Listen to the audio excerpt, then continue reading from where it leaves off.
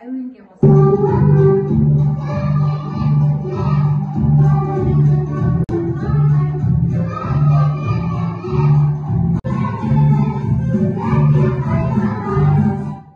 Тамаша, өте жақсы. Көңіл күй қандай балалар? Тамаша. Жақсы балалар. Ендеше мен ертеңгісі балабақшаға келе жатқанда хат тауып алдым. Бұл хат қандай хат балалар? Сиқырлы хат тәрізді, дұрыс айтасыңдар. Ендеше сиқырлы хатты ашып көрейік, не нәрсе бар екен? Сиқырлы хатымызда балалар тап-таза, ештеңе жоқ. Хатты немен жазады балалар? Тағы немен жазады? Балауыз бен майымен дұрысақ. Содан бен үнемі шырнымен жазуға болады екен, өте дұрыс айтасың. Ал ендеше балалар, бұл жазуды біздер көріп, білу үшін не істейміз? Не істеуіміз керек екен балалар? Жазуымыз керек. Немен бояуымыз керек екен? Немен жазуымыз керек? Бояумен бояу үшін осы сиқырлы хаттың ішіндегі жазуды оқи аламыз екен. Өте жақсы. Ендеше қазір біздер іс-әрекетімізді жалғастырып, осы хатымызды бояп көрейік. Жай ма балалар? Қане балалар, хатымызды бояп көрейік. Сонда біздерде сиқырлы хатымыздан не жазғанын білеміз. Бәріміз бірге бояп көреміз. Жаңа айттық, сиқырлы хатты бояған кезде жазылған хаттағы тапсырманы біле аламыз. Өте жақсы. Рахмет балалар. Балалар, жаңа бізде хаттар Күлбиге тапсырмалар беріледі. Ендеше саяхатта Күлбиге көмегімізді бастаймыз. Ал қазір бәріміз менімен бірге мына алдымызда тұрған сиқырлы экранның қасына келейік. Келе қойыңыздар балалар. Келе қойыңыздар. Сиқырлы экранға назар аудара қойыңыздар. Келіңіз мен қасына. Балалар, бәріміз назарымызды экранға аударайық. Экранда Күлбикенің бізге арнап берген тапсырмалары бар. Бірінші тапсырма, Күлбикеге көмектесеміз. Қалай? Жиһаздарды бөлмеге қоюға көмектесеміз. Жарай ма балалар? Кеттік, ендеше тақтаға барамыз. Кәне осы тапсырманы қарап көрейік. Тапсырмалар балалар. Жаңа экранда көрінгенде сіздер нелердің суретін көрдіңдер? Өте дұрыс, экраннан осы құралдардың барлығын көрдік. Олардың бәрін бір сөзбен не деп атаймыз?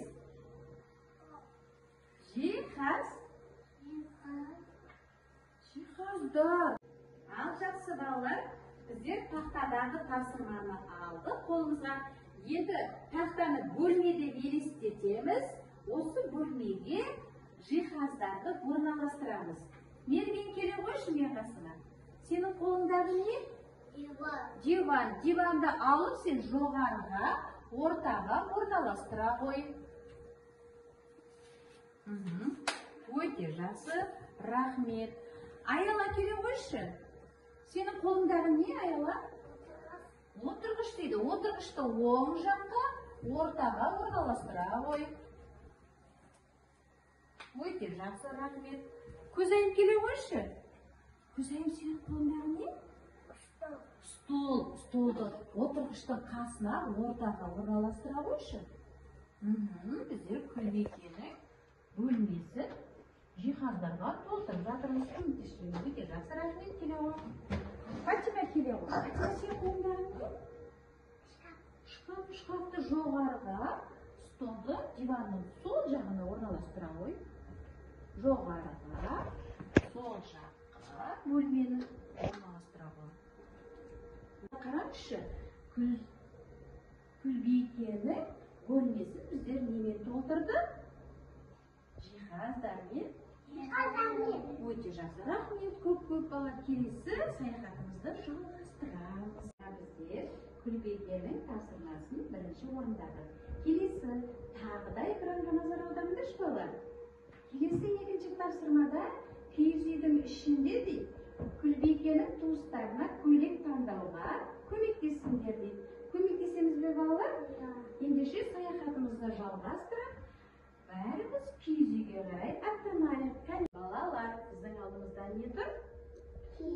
Киіз үй. Киіз үйдің есігін таңдайық, сосын Күлбикенің туыстарына киімдер таңдаймыз. Киіз үйдің есігін аштық. Ішінде не бар екен?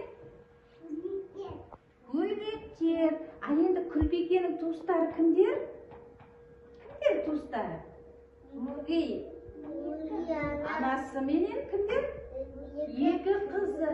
Осы туыстарына киімдерді таңдаймыз. Бірінші балға киетін киімдерді таңдай қойыңдар. Ала қойыңдар, балға киетін киімдер. Қайда балға киетін? Балға киетін киімдер. Өте жақсы. Келесі көз аяғы балға киетін киімдер қайда? Ала қой, өте жақсы. Бұл көрсете қойыңдар балалар. Бұл қандай әдемі көйлектер. Бұны қайда киеді? Балға киеді екен. Ал енді үй жағдайында киетін көйлекті таңдай қойыңдаршы. Өте жақсы. Бұны қайда киеміз балалар? Үй жағдайында Күлбикенің туыстары киеді екен. Өте жақсы, жерге қоя қойыңыздар. Көп рахмет. Өте жақсы.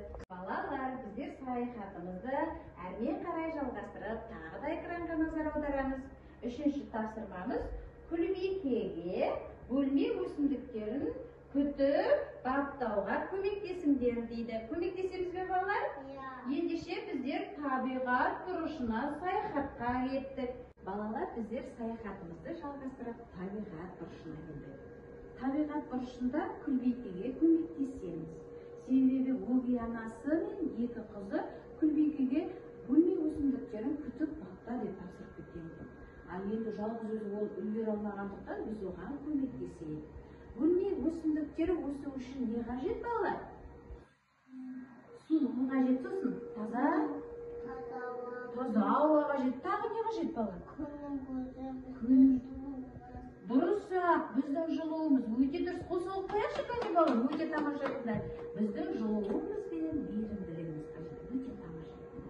Енді балалар, бөлме өсімдіктерін күтіп баптау үшін ең бірінші балалар, біздер мұрынмен тыныс алатын болсақ, өсімдіктер немен тыныс алады?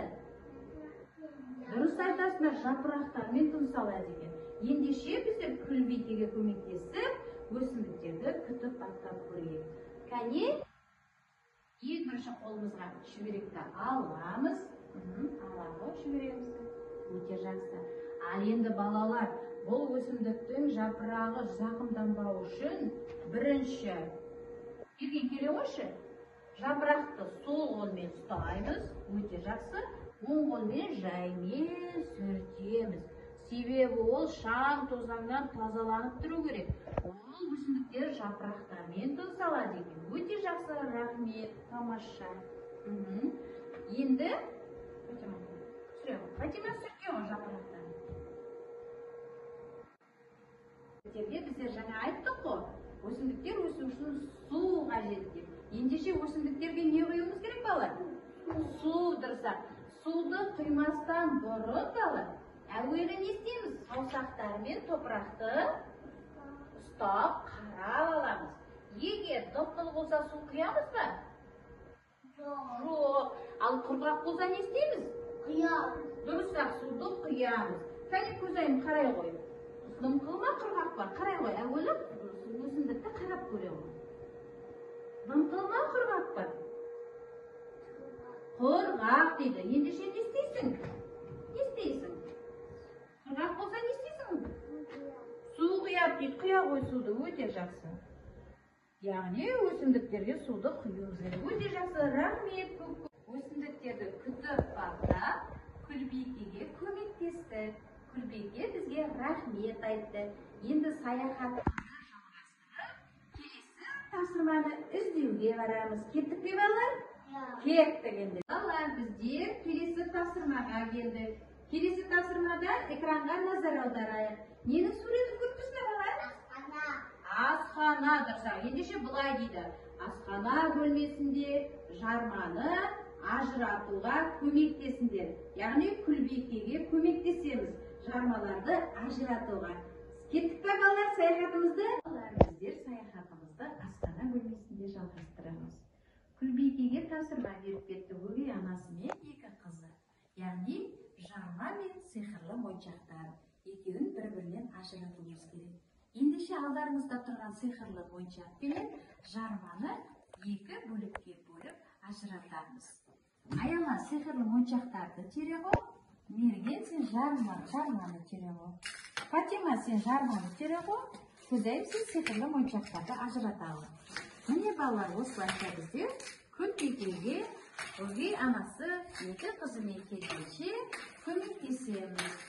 Балалар, біздер Күлбикеге көмектесіп, жаңа жарма менен сиқырлы моншақтарды ажыратып бердік. Өте тамаша балалар. Мына менің қолымда тұрған не балалар? Сиқырлы моншақтар. А келесі не бұл? Жармалар. Ажыраттық. Енді бала қараңыз.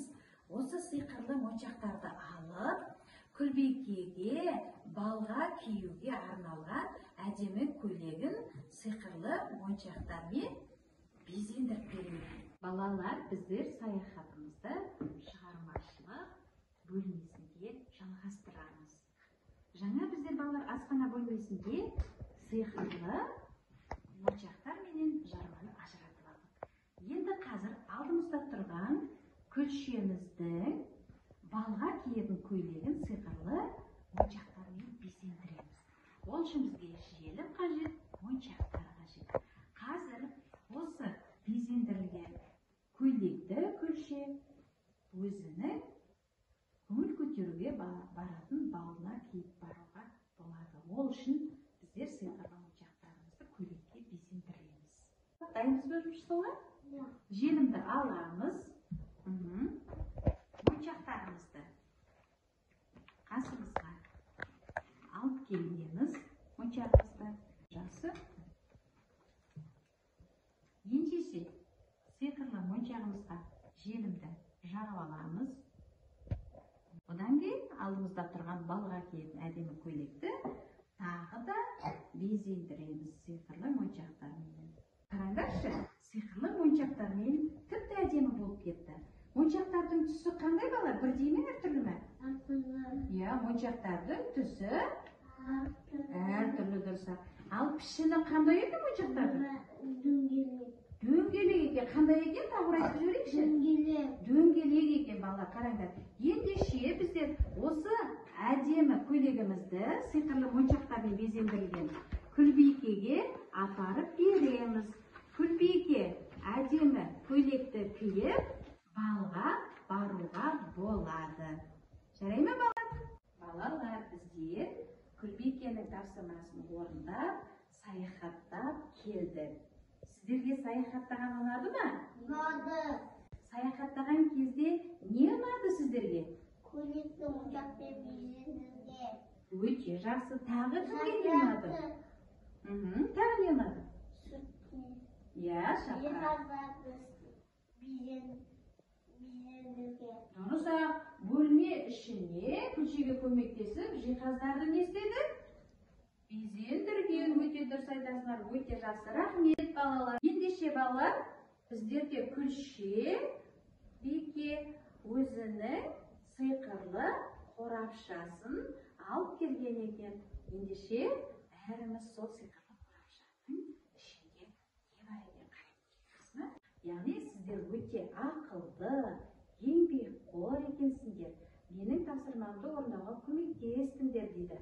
Сол ризалығы үшін сіздерге мынандай әдемі балалар медалдармен марапаттайды. Қол соғып қояйықшы балалар Күлбикеге. Балалар, сіздердің ақылды, әдемі, еңбексүйгіш болғандықтарыңыз үшін Күлбике медалмен марапаттайды. Кәне, мергеннен бастаймыз. Қол соғып қояйық балалар, қошеметтеп қояйық. Күлбикеге өзіміздің рахметімізді айтайық. Балалар, сіздерге Күлбике өзінің ризашылығын білдіріп, медальдармен марапаттады. Енді Күлбике өзінің уақытыменен балға барып, өзінің көңіл күйін көтеруге болады.